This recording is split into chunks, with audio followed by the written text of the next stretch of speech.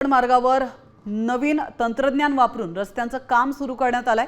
या कामात precast M60 grade concrete पॅनलचा वापर करण्यात येणार आहे आणि फॅक्टरीमध्ये तयार होणारे हे कॉन्क्रीट उच्च मजबुतीचं असल्याचं बोललं जात आहे।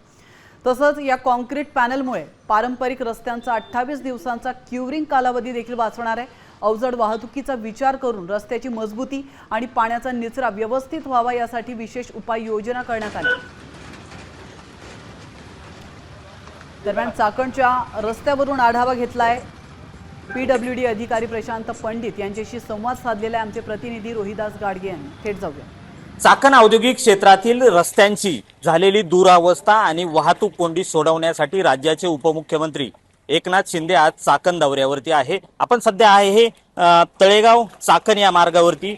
या महामार्गावरती 8 दिवसापूर्वी उद्योगमंत्री उदय सामंत या ठिकाणी येऊन अधिकाऱ्यांची बैठक घेऊन तळेगाव चाकण या महामार्गावरती नवीन तंत्रज्ञानाचा वापर करून रस्ता हा मोठा आणि सुसज्ज करण्यासाठी या ठिकाणी बैठक घेण्यात आली होती। त्याच पार्श्वभूमीवर आता रस्त्याच्या कामाला सुरुवात झालेली आहे। हे प्रीकास्ट M60 ग्रेडचे कॉन्क्रीटचे पॅनल आहेत की सर्वसाधारणपणे 2.5 बाय 3.5 बाय सर्वसाधारणपणे 250 mm थिकनेस आहेत।